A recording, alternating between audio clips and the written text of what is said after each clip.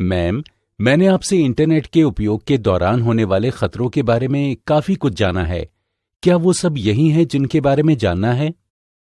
दरअसल राजेश, अभी हाल फिलहाल में कुछ नए तरह के खतरे भी सामने आए हैं। अच्छा, तो कुछ नए खतरे भी आ गए हैं जो संदिग्ध कार्यों के लिए इंटरनेट का उपयोग कर रहे हैं। हाँ राजेश, मैं उनमें से कुछ के बारे में तुम्हें बताती हूँ। अब तक तुम जान गए हो कि साइबर स्पेस किसी सामान्य उपयोगकर्ता और बुरे इरादे वाले व्यक्ति में भेदभाव नहीं करता है। साइबर अपराधी उसका फायदा उठाते हैं और उस माहौल में खतरा पैदा कर उसका लाभ लेते हैं। हमेशा की तरह बेकसूर उपयोगकर्ता उनके मुख्य शिकार होते हैं। विभिन्न माध्यमों से वो उपयोगकर्ता के निजी सिस्टम में घुसपैठ कर डेटा चोरी या खराब कर देते हैं। पिछले पाठों में हमने खतरों के बारे में चर्चा की जो ज्ञात हमले हैं और देखा कि वो किस तरह ज्ञात संचालन प्रणाली को प्रभावित करते हैं या एप्लीकेशंस में कमियों का फायदा उठाते हैं। पर अब जैसे जैसे तकनीक आगे बढ़ी है, वैसे वैसे साइबर खतरे भी बढ़ गए हैं। नई नई चीजें सामने आ रही हैं और हमलावर किसी के निजी सिस्टम में घुसने के लिए नए सॉफ्टवेयर का इस्तेमाल करने लगे हैं। खतरे का रूप अब अज्ञात स्रोत से होने वाले हमले ने ले लिया है, जो अज्ञात या उन कमियों का फायदा उठाता है जिन्हें ठीक नहीं किया गया है। इसका मतलब ये है कि नए खतरों से हम अपने सिस्टम को नहीं बचा सकते, नंदिता मैम? ऐसा नहीं है। नए खतरों से भी बचने के कई उपाय हैं। मूल खतरों से बचाव के लिए साइबर में शुद्धता और उपयोगकर्ता के पास कुछ उपकरणों की जरूरत पड़ती थी। पर नए साइबर खतरों से निपटने के लिए कई चरणों में सुरक्षा जरूरी है, जिनमें खतरों की गंभीरता, ज्ञान और आवश्यक निपुणता जैसे सुरक्षा कवच शामिल हैं। एक पेशेवर के रूप में तुम्हें इन खतरों का पता लगाने और हमलों का जवाब देने का कौशल होना चाहिए। उनसे निपटने में जरूरी कौशल विकास के लिए अलग से पाठ्यक्रम की जरूरत है, जिसमें प्रयोगशाला में प्रशिक्षण भी शामिल है। ये पाठ्यक्रम क्या है मैम? तुमने दृश्य में अभिनेता के बारे में सुना है? चलो मैं बताती हूँ तुम्हें इनके बारे में। दृश्य में अभिनेता से मतलब है उन हमलावरों से जो नेटवर्क के जरिए किसी दूसरे के सिस्टम में घुसना चाहते हैं। अच्छा, तो इस तरह वो नेटवर्क के माध्यम से सिस्टम में घुसपैठ कर सकते हैं। हाँ राजेश, मैं इनके बारे में तुम्हें विस्तार से बताती हूँ। चलो पहले ये जानते हैं कि साइबर स्पेस में गलत कार्यों के लिए लोगों को क्या चीजें प्रेरित करती हैं और वे असल में हैं कौन। ऐसे लोगों की सूची में सिर्फ साइबर अपराधी ही नहीं, बल्कि ISIS जैसे आतंकवादी संगठन भी शामिल हैं। ये संगठन लोगों को कट्टरपंथी बनाने में विश्वास करते हैं। ये संगठन इंटरनेट का उपयोग अपने घोषणा पत्र के कट्टरपंथी संदेशों से अधिक लोगों को लुभाने के लिए करते हैं। झूठे अर्थों में कट्टरता का क्या मतलब है मैम? हाँ, इस तरह के संगठन जो दुनिया के लिए विनाशकारी हैं, यही सब करते हैं। कट्टरवाद का मतलब है इंटरनेट के जरिए राजनैतिक या सामाजिक मुद्दों पर किसी को कट्टरपंथी बनाने के लिए उकसाना। वो वैसी मानसिकता वाले युवाओं को भर्ती करते हैं। ऐसे हजारों उदाहरण हैं जहां छोटे बच्चों को इस तरह के प्रचार से आकर्षित किया गया और बाद में उन्हें कट्टरपंथी बना दिया गया। आखिर में पूरी दुनिया से ऐसे लोगों को ISIS में शामिल किया जाता है और उन्हें व्यर्थ की लड़ाई में झोंक दिया जाता है। कई दूसरे प्रकार के उपयोगकर्ता भी ऐसा काम करते हैं। ज्यादातर विभिन्न देशों की गुप्त सेवाओं के लोग जो दुश्मन देश की जानकारी हासिल करने और अपनी जानकारी सुरक्षित रखने के लिए ऐसा करते हैं। इसी तरह रक्षा और सैन्य संगठन भी अपने दुश्मनों पर नजर रखते हैं। इस मकसद के लिए वे भी इंटरनेट का इस्तेमाल करते हैं और दूसरे पक्ष पर निगाह बनाए रखते हैं। किसी देश के कुछ गुप्त संगठन ऐसा क्यों करते हैं नंदिता मैम? इन सब के पीछे मकसद उपावरण है। दुश्मन देशों से महत्वपूर्ण जानकारी हासिल करने के लिए इन संगठनों को भुगतान किया जाता है। उन्हें ठीक वैसा करने के लिए विभिन्न देशों के डेटाबेस तक पहुंचना होता है जो उनके खिलाफ हैं, इसलिए उन्हें इंटरनेट की जरूरत पड़ती है। तुमने हैक्टिविस्ट्स के बारे में तो जरूर सुना होगा, जो हमलावरों और कार्यकर्ताओं का मेल है और अपनी विचारधारा का दुनिया भर में प्रचार करना चाहते हैं। उनका मकसद किसी दुश्मन देश की आधिकारिक वेबसाइट पर अधिकार करना और उनके ही देश में इसके चलते उनकी बदनामी करवाना है। हाँ, मैंने भी अक्सर खबरों में इन घुसपैठियों के बारे में सुना है जो राष्ट्रीय सूचना प्रणाली में बाधा डालते हैं। सही कहा राजेश, ये वैसे संगठन या लोग हैं जो विरोधी राष्ट्र के मूल्यवान डेटा को हासिल करना चाहते हैं। हे भगवान, क्या हम भी ऐसे संगठनों के निशाने पर आ सकते हैं नंदिता मैम? सच कहूं तो राजेश, इस तरह के लोगों के निशाने पर कोई भी आ सकता है। कौन जानता है किस संगठन या इंसान के पास कैसा डेटा मौजूद है। हाल में साइबर हमले का दायरा काफी बढ़ गया है। व्यक्तियों के अलावा कई दूसरे लक्ष्य भी हैं जिन्हें साइबर हमलावर कई तरीकों और माध्यमों से डराते रहते हैं। निजी कंपनियां और उद्योग वित्तीय लाभ या प्रतिस्पर्धा और प्रतिद्वंद्विता की वजह से औद्योगिक जासूसी के सबसे बड़े शिकार हैं। सिविल समाज पर महत्वपूर्ण जानकारी खोने या ब्लैकमेल होने का डर रहता है।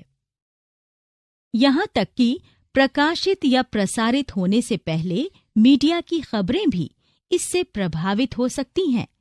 सार्वजनिक आपूर्ति और सेवाओं को बाधित करने के लिए हमलावर सार्वजनिक संस्थानों पर हमेशा निगाह रखते हैं। इनके सबसे महत्वपूर्ण लक्ष्य कोर या संवेदी सूचना संस्थान, जिन्हें संक्षेप में CIIs कहते हैं, जैसे बिजली, रेल, सड़क और हवाई यातायात नेटवर्क, इंटरनेट कनेक्टिविटी प्रदान करने वाले संचार नेटवर्क होते हैं। अब तक हम जानते हैं कि जासूसी का मतलब किसी पर चोरी छिपे नजर रखना या जासूसों का उपयोग करना है। सैन्य संपत्ति हमेशा दुश्मनों का महत्वपूर्ण और रणनीतिक निशाना रही है। तो क्या ऐसे संगठन सिर्फ सैन्य खुफिया तंत्र को ही निशाना बनाते हैं मैम? जाहिरी तौर पर नहीं, वे व्यावसायिक संगठनों को भी निशाना बनाते हैं, क्योंकि कई व्यावसायिक संगठनों के पास ऐसा डेटा होता है जो उनके काफी काम आ सकता है। ओह, ये तो बहुत खतरनाक है। और भी खतरे हैं क्या मैम? सच कहूं तो राजेश, नेटवर्क उपयोगकर्ताओं के लिए एडवांस परसिस्टेंट थ्रेट के बारे में भी जानना जरूरी है। एडवांस परसिस्टेंट थ्रेट, ये क्या होता है Nandita ma'am? Advance persistent threat वैसे घुसपैठिए होते हैं जो सिस्टम में एंटीवायरस होने के बावजूद हमला कर सकते हैं। इसको विस्तार से जानने के लिए चलो पहले मूल खतरों से बचाव के बारे में बात करते हैं।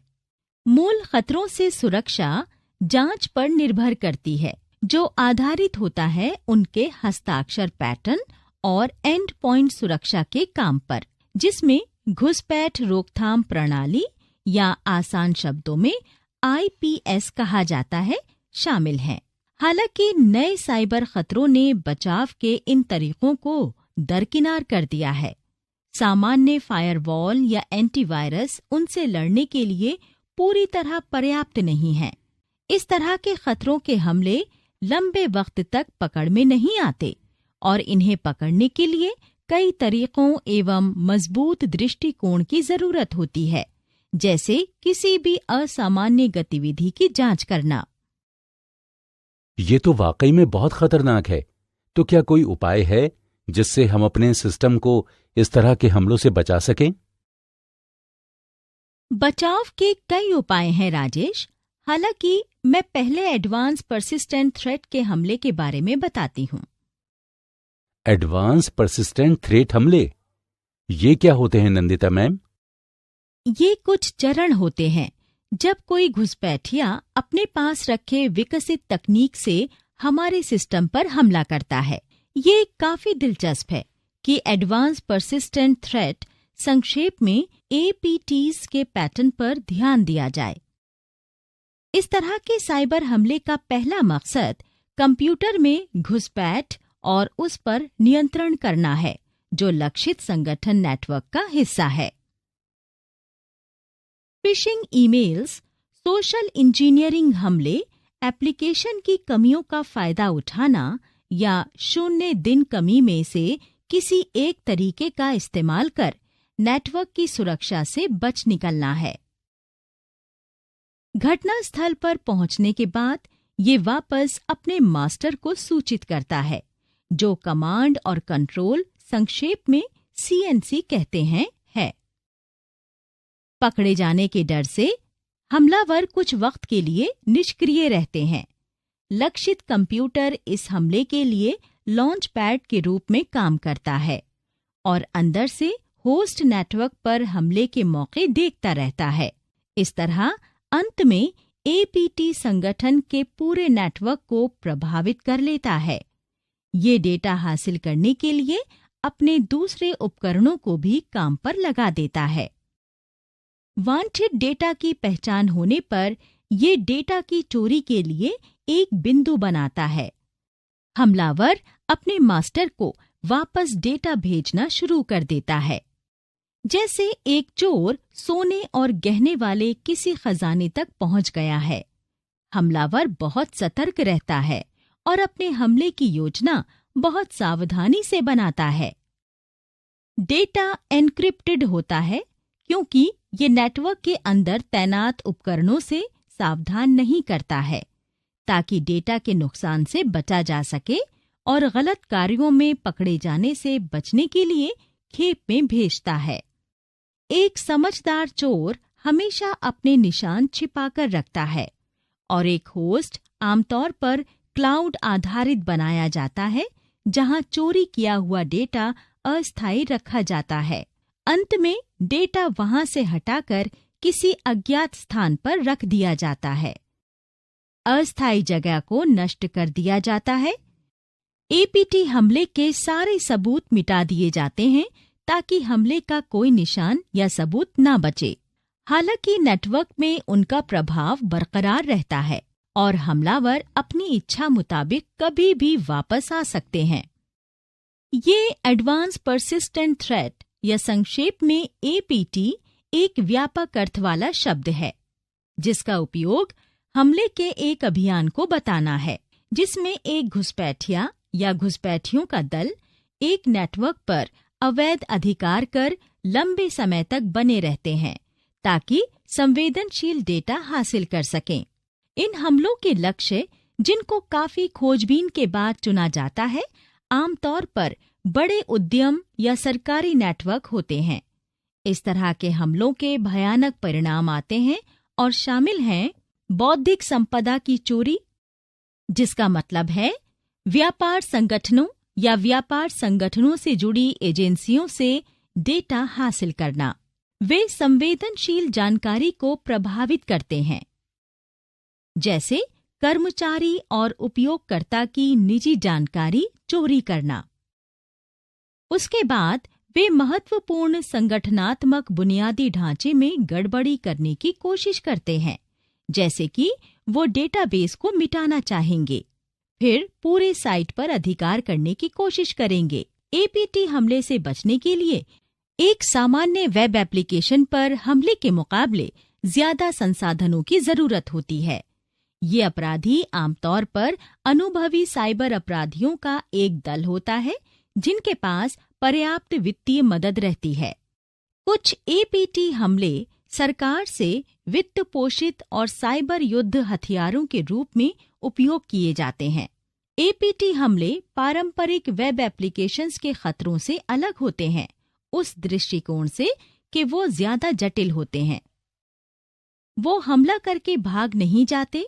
एक बार नेटवर्क में घुसपैठ के बाद अपराधी वहीं रुकते हैं और ज्यादा से ज्यादा जानकारी हासिल करने का प्रयत्न करते हैं।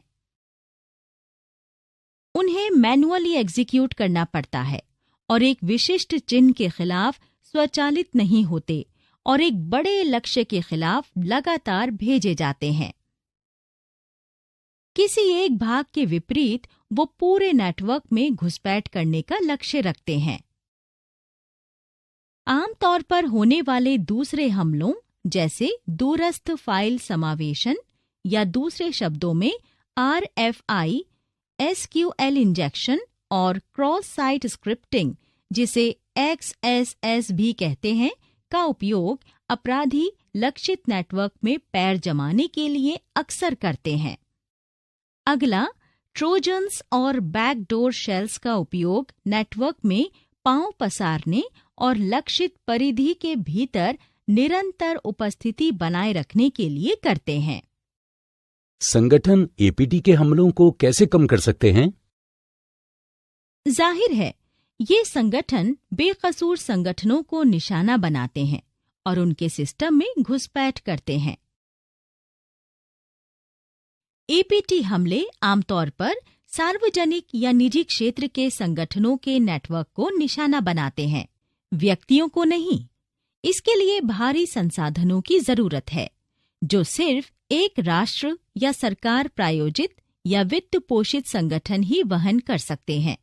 जैसा कि नाम से पता चल रहा है, एपीटी हमले लंबे वक्त तक छिपे रहने की कोशिश करते हैं। ये स्पष्ट है कि एपीटी हमले से संगठन की सुरक्षा के लिए उच्च कौशल, प्रक्रियाओं, प्रौद्योगिकी और संसाधनों की आवश्यकता होती है। मालवेयर के हजारों प्रकार हैं जो एपीटी के खिलाफ किसी संगठन की सुरक्षा चुनौती को ज्यादा मुश्किल बनाते रहते हैं। नेटवर्क की लगातार निगरानी, लॉग का संग्रह और लॉग के विश्लेषण के साथ साथ विभिन्न संसाधनों से लॉग सह संबंध एपीटी हमले का पता लगाने में मदद करते हैं। कुछ पेशेवर उपकरण भी हैं, जैसे सिक्योरिटी इंफॉर्मेशन और इवेंट मैनेजमेंट, जिसे संक्षेप में SIEM कहते हैं। ये सिस्टम सिसलॉग सर्वर से एकत्र किए गए लॉग के सह संबंध और विश्लेषण में मदद करता है। दरअसल एपीटी हमले में 5 चरण होते हैं। चलो मैं तुम्हें एक एक करके उनके बारे में बताती हूँ। एपीटी हमले के वो 5 चरण कौन कौन से हैं नंदिता मैम? फिशिंग हमले के विपरीत, जहां हमलावर किसी क्रम रहित पीड़ित को फंसाने के लिए बड़ी संख्या में इन्फेक्टेड ईमेल्स भेजते हैं, एक एपीटी हमला एक भारी भरकम लक्ष्य तलाशता है और लक्ष्य उद्यम के बुनियादी ढांचे के भीतर कमियों की खोज में लगा रहता है। काफी प्रारंभिक चरण में एक वायरस, जिसे कॉन्फिगर वर्म कहा गया, सामने आया था। इसने 2008 में अपना विकराल रूप दिखाया और 200 से ज्यादा देशों में लाखों कंप्यूटर्स को इन्फेक्ट किया और एक विशिष्ट यद्यपि परिष्कृत फिशिंग अभियान का एक उदाहरण है। इसके बाद 2011 में सिमेंटिक ने दावा किया कि एपीटी पेट्रोलियम और रासायनिक उद्योग की कंपनियों, जिन्हें निट्रो कहा गया, उसको निशाना बना रहा है। वो एक उत्कृष्ट एपीटी था जो छोटे स्तर के पीड़ितों के पीछे था।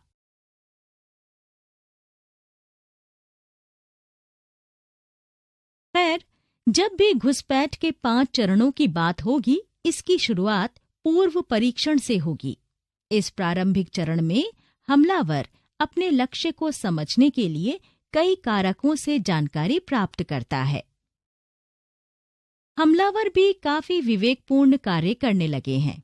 और कभी-कभी कंपनी की वेबसाइटों, सोशल मीडिया और अन्य स्रोतों से मिली जानकारी का उपयोग कर इस हमले की जिम्मेदारी संगठन के अंदर किसी विशेष व्यक्ति पर डाल देते हैं।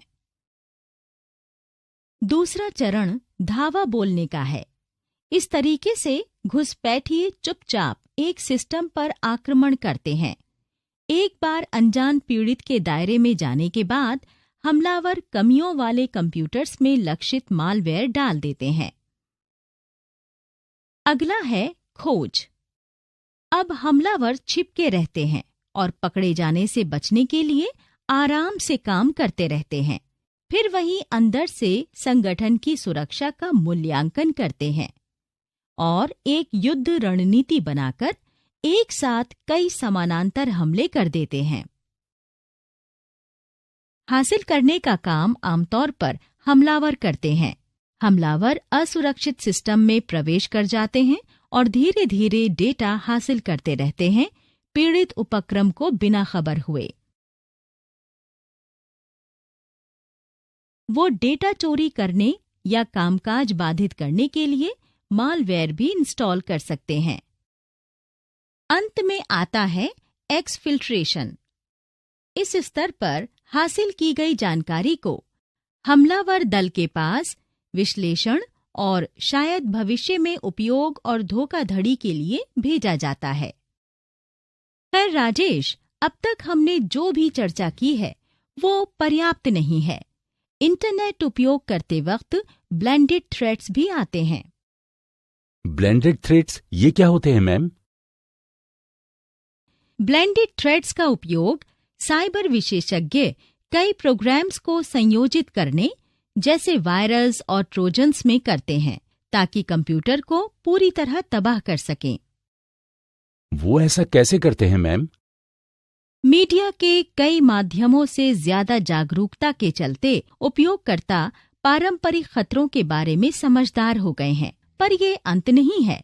साइबर अपराधी इस दौड़ में आगे रहने के लिए तरीके और साधनों की लगातार खोज करते रहते हैं।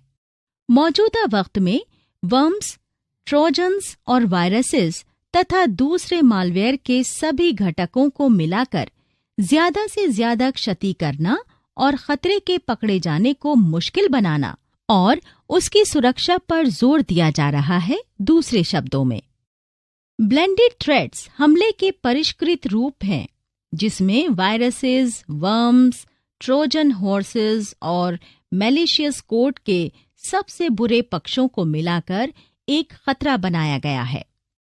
ब्लेंडेड थ्रेट्स की पहचान ये है कि वो इन्फेक्टेड सिस्टम या नेटवर्क को खराब कर कई माध्यमों के जरिए फैलते रहते हैं। वेबसाइट्स के लिंक जहां से मालवेयर या स्पाईवेयर गुप्त रूप से कंप्यूटर में डाउनलोड किए जाते हैं, स्पैम ईमेल्स या त्वरित संदेशों के जरिए फैलाए जाते हैं और ब्लेंडेड हमले का ही रूप है। ब्लेंडेड हमले की गंभीरता को मोबाइल ऑपरेटर के उदाहरण से समझा जा सकता है, जिसे कुछ ही दिनों में 1 करोड़ का नुकसान हुआ। घटना के मुताबिक उपभोक्ताओं को हजारों की संख्या में मिस्ड कॉल अलर्ट्स मिले थे। जब उन्होंने उन नंबरों पर वापस कॉल किया तो उन्हें एक रिकॉर्डेड वॉइस मैसेज मिला, जिसमें कहा गया था कि नंबर व्यस्त है, कृपया बाद में कॉल करें। हकीकत में वो जिस नंबर को डायल कर रहे थे वो एक अंतर्राष्ट्रीय उपग्रह फोन सेवा थी और 1 मिनट का कुछ $, खर्च आ रहा था। बिल मिलने के बाद जब तक उपभोक्ताओं ने इसकी शिकायत दर्ज कराई, उससे पहले ही उनके ऑपरेटर ने उपग्रह कंपनी को भुगतान कर दिया था। हालांकि ऑपरेटर ने अपने पास से उपभोक्ताओं के पैसे वापस कर दिए, पर उन्हें बहुत ज्यादा नुकसान हुआ। ब्लेंडेड थ्रेट में लक्षित कंप्यूटर पर अटैचमेंट के साथ एक ईमेल भेजा जा सकता है। अटैचमेंट में प्रारंभिक पेलोड एक वायरस हो सकता है। इसमें वर्म वाली क्षमता भी हो सकती है, जो मूल इन्फेक्शन के बाद फैलने लगती है। ब्लेंडेड थ्रेट प्रोग्राम्स के प्रत्यक्ष उदाहरणों में कोड रेड और बगबेयर शामिल हैं। आधुनिक मालवेयर में ज्यादातर हिस्सा ब्लेंडेड थ्रेट्स का ही है।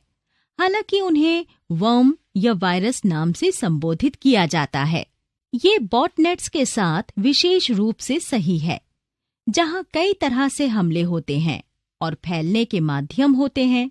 ट्रोजन हॉर्स की तरह कार्यक्षमता और फिर एक समन्वित डिनायल ऑफ सर्विस अटैक्स शुरू करने की क्षमता होती है। तो हमें इस तरह के खतरों से भी सतर्क रहना चाहिए। बेशक राजेश, चलो अब मैं तुम्हें डिनायल ऑफ सर्विस अटैक्स के बारे में बताती हूँ।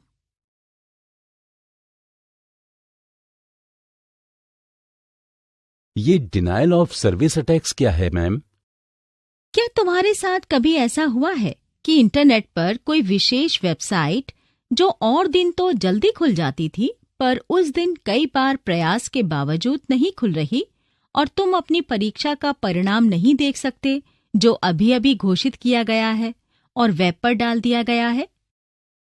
दूसरे कारकों के साथ ऐसा इसलिए होता है क्योंकि उस पर अचानक लोगों की भीड़ बढ़ जाती है और सब वेबसाइट लिंक पर एक साथ क्लिक करने लगते हैं। मशीन या नेटवर्क पर एक साथ ज्यादा लोगों की भीड़ उसे पहुंच से बाहर कर देती है। तुम इसे सड़क पर होने वाले ट्रैफिक जाम से भी समझ सकते हो, जहां एक साथ कई कार सड़क पर आ जाती हैं। ये एक उदाहरण है जब वेबसाइट अपनी स्वयं की अपर्याप्तता की वजह से उपलब्ध नहीं है। हालांकि डिनायल ऑफ सर्विस या DOS हमला मैलिशियसली निर्देशित ट्रैफिक से छोड़ा जाता है। वेबसाइट को होस्ट करने वाले सर्वर पर और इस पर इतने ज्यादा अनुरोध आ जाते हैं कि नतीजतन ये अपर्याप्त हो जाता है।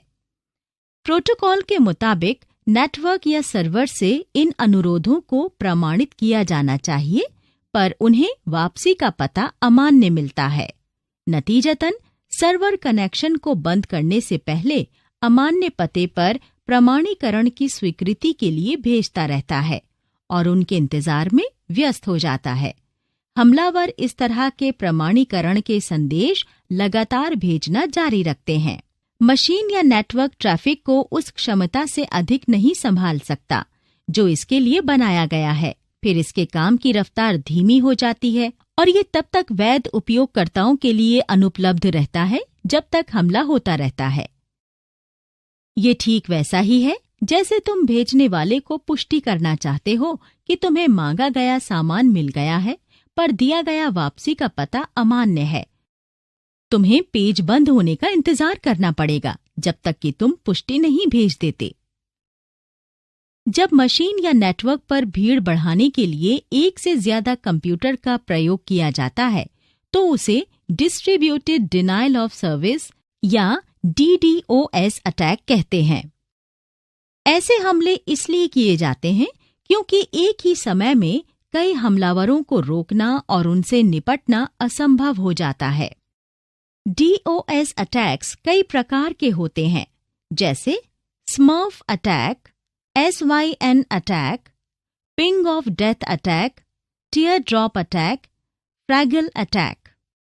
तो हमें ऐसे शैतानों से भी सतर्क रहना है मैम। बेशक राजेश, पर अभी तो और भी हैं। रैंसमवेयर के बारे में सुना है कुछ?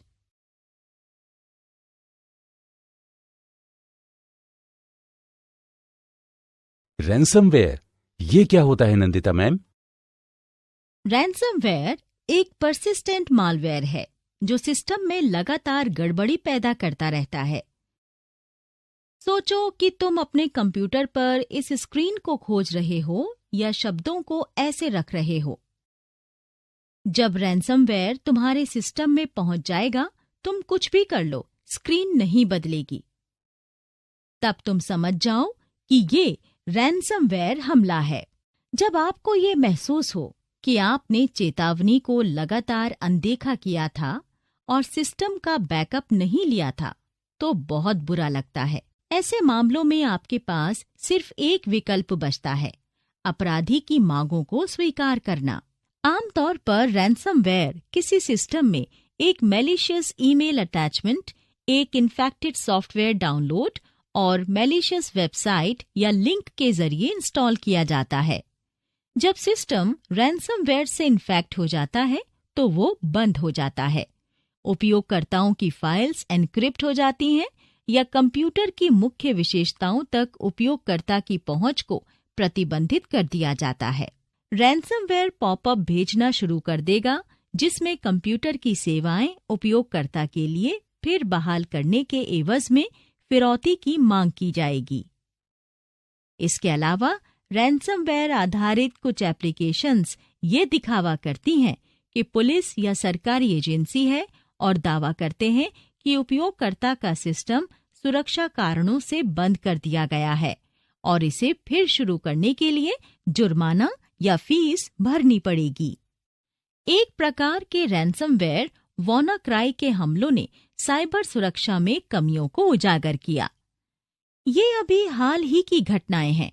इसने भारत के सबसे बड़े container port Jawaharlal Nehru port trust या आसान शब्दों में JNPT पर हमला कर दिया था। 3 में से 1 टर्मिनल का कामकाज प्रभावित हुआ था। ये हमला वैश्विक स्तर पर एक बड़े रैंसमवेयर हमले का हिस्सा था, जिसने तमाम रूसी तेल कंपनियों, यूक्रेन के बैंकों और यूरोप की बहुराष्ट्रीय कंपनियों, संक्षेप में MNCs का कामकाज बंद कर दिया था। हालात को सामान्य करने में काफी वक्त और मेहनत लगी। इससे पता चल गया कि इतने बड़े स्तर पर रैंसमवेयर हमले के लिए कृत संकल्पित हमलावरों को काफी सामंजस्य बनाना पड़ा होगा। वैश्विक स्तर के संस्थानों या महत्वपूर्ण सूचना संरचना को नुकसान पहुंचाने के लिए सुरक्षा को लेकर उठाए गए तमाम सर्वोत्तम उपायों के बावजूद रैंसमवेयर से बचने के लिए क्या करना चाहिए नंदिता मैम? जैसा कि हमने पहले चर्चा की, जरूरी है कि हम संदिग्ध फिशिंग ईमेल्स पर क्लिक न करें। ये खतरे तब पैदा होते हैं जब हम कम सोचते हैं और हर तरह की वेबसाइट्स पर खुशी से क्लिक कर देते हैं। इन्हीं साइट से खतरे हमारे सिस्टम में पहुंचते हैं। रैंसमवेयर हमले मुख्यतः इसी तरीके व माध्यमों से किए जाते हैं। अपने कंप्यूटर का बैकअप लेना सिर्फ बुद्धिमानी नहीं है, वरन ऐसा करने के लिए सख्त सुझाव दिया जाता है। अगर तुम इस हमले का शिकार हो जाते हो तो तुम्हें सिर्फ ये करना है कि जो ड्राइव इन्फेक्ट हुई है उसे मिटा दो या हटा दो या फॉर्मेट कर दो और अपने बैकअप से फाइल्स को फिर से लोड कर लो। तो हमें सिस्टम का बैकअप भी जरूर रखना चाहिए। हाँ, पर तुम्हें अंदरूनी खतरों और हमलों से भी सावधान रहना चाहिए।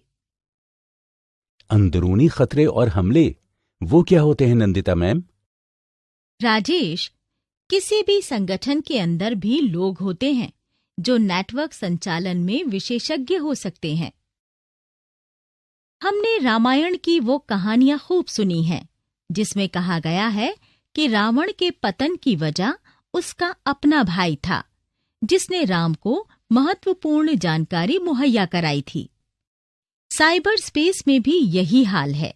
एक पूर्व कर्मचारी जानबूझकर या लापरवाही से दूसरी कंपनी को जानकारी दे सकता है और इससे बड़ा नुकसान हो सकता है। हालांकि अंदरूनी हमला एक सामान्य घटना है, पर दूसरे हमलों की तरह नहीं है। अंदरूनी हमले की मुख्य वजह उन कंपनियों में लापरवाही और असावधानी का रवैया है जहां प्रक्रियाओं का कड़ाई से पालन नहीं किया जाता है। याद रखने वाली बात यह है कि लंबे वक्त तक इसे खोज पाना या इसका पता लगा पाना मुश्किल होता है, क्योंकि हम तब तक किसी पर संदेह नहीं करते जब तक किसी उल्लंघन का पता नहीं चल जाता। हमें ये अवश्य याद रखना चाहिए कि उल्लंघन से उबरने की कीमत तब तक चुकानी पड़ती है जब तक उसका पता नहीं चल जाता।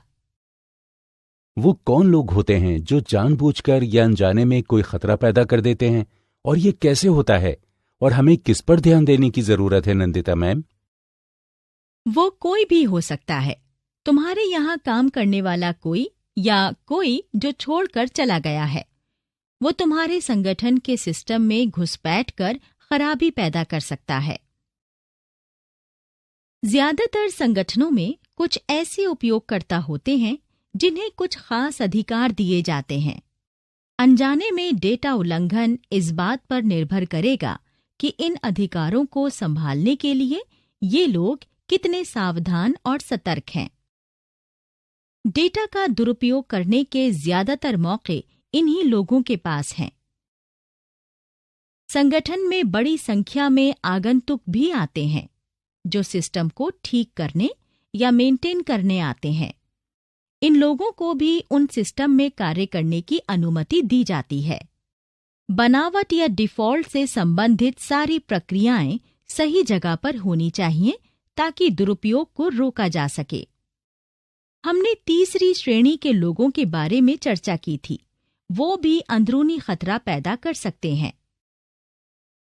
ये वैसे कर्मचारी होते हैं जो किसी वजह से उनकी सेवाएं खत्म होने या बेहतर मौके की तलाश में संगठन छोड़ देते हैं। उनकी आत्मा बार बार उन्हें पिछले साहब या संगठन से बदला लेने के लिए उकसाती रहती है।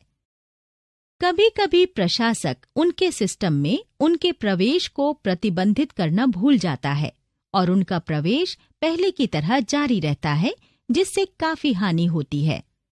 अब यहीं समाप्त करते हैं। तब तक तुम नीचे दिए गए चित्र में वेक्टर्स के स्कोर को देखो, जो सूचना प्रणाली पर हमला करने वाला है। इन वेक्टर्स में से ज्यादातर के बारे में हमने प्रशिक्षण पाठ्यक्रम के इस भाग में समझ लिया है। बाकी बचे वेक्टर्स के बारे में आगे जानकारी दी जाएगी।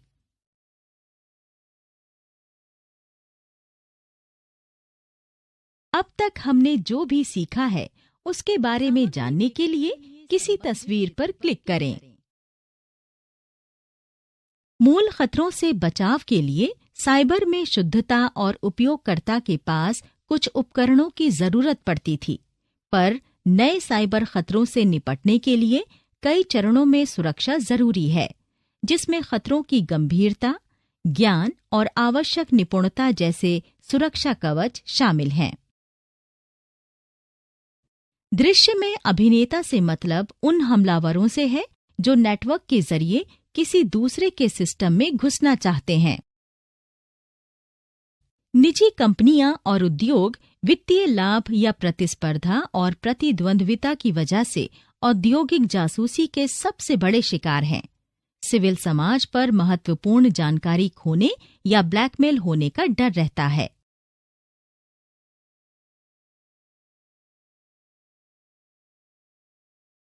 एडवांस परसिस्टेंट थ्रेट वैसे घुसपैठिए होते हैं जो सिस्टम में एंटीवायरस होने के बावजूद हमला कर सकते हैं।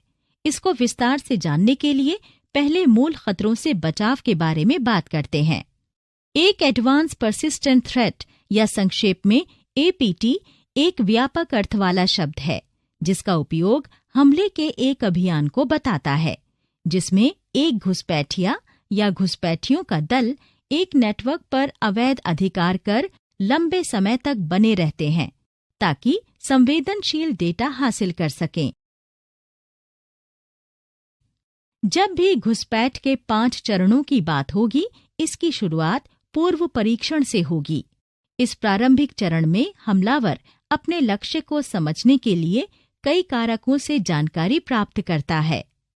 हमलावर भी काफी विवेकपूर्ण कार्य करने लगे हैं और कभी-कभी कंपनी की वेबसाइटों, सोशल मीडिया और अन्य स्रोतों से मिली जानकारी का उपयोग कर इस हमले की जिम्मेदारी संगठन के अंदर के किसी विशेष व्यक्ति पर डाल देते हैं।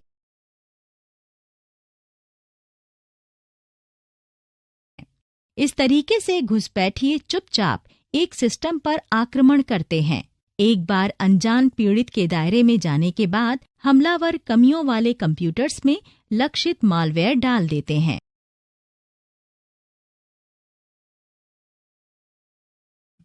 पता लगाने के स्तर पर हमलावर छिपके रहते हैं और पकड़े जाने से बचने के लिए आराम से काम करते हैं। फिर वहीं अंदर से संगठन की सुरक्षा का मूल्यांकन करते हैं और एक युद्ध रणनीति बनाते हैं और फिर एक साथ कई समानांतर हमले कर देते हैं।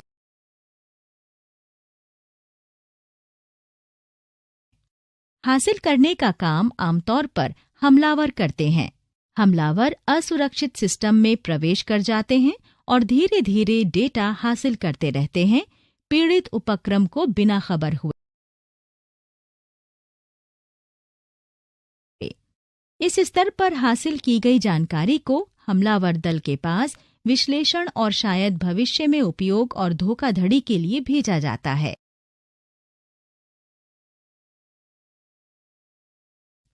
फिशिंग हमले के विपरीत, जहां हमलावर किसी क्रम रहित पीड़ित को फंसाने के लिए बड़ी संख्या में इन्फेक्टेड ईमेल्स भेजते हैं, एक एपीटी हमला एक भारी भरकम लक्ष्य तलाशता है और लक्ष्य उद्यम के बुनियादी ढांचे के भीतर कमियों की खोज में लगा रहता है।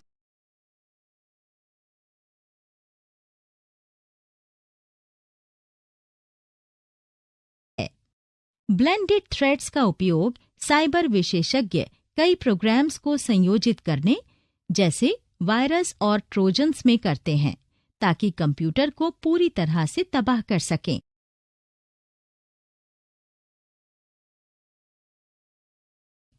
डिनायल ऑफ सर्विस या DOS हमला मैलिशियसली निर्देशित ट्रैफिक से छोड़ा जाता है। वेबसाइट को होस्ट करने वाले सर्वर पर और इस पर इतने ज्यादा अनुरोध आ जाते हैं कि नतीजतन ये अपर्याप्त हो जाती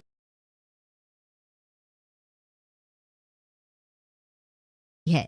जब रैंसमवेयर तुम्हारे सिस्टम में पहुंच जाएगा, तुम कुछ भी कर लो, स्क्रीन नहीं बदलेगी, तब समझ लेना चाहिए कि ये रैंसमवेयर हमला है।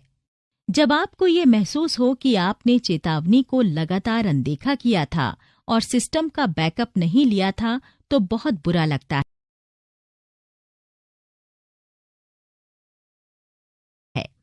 एक प्रकार के रैंसमवेयर WannaCry के हमलों ने साइबर सुरक्षा में कमियों को उजागर किया। ये अभी हाल की घटनाएं हैं। इसने भारत के सबसे बड़े container port Jawaharlal Nehru port trust या आसान शब्दों में JNPT पर हमला कर दिया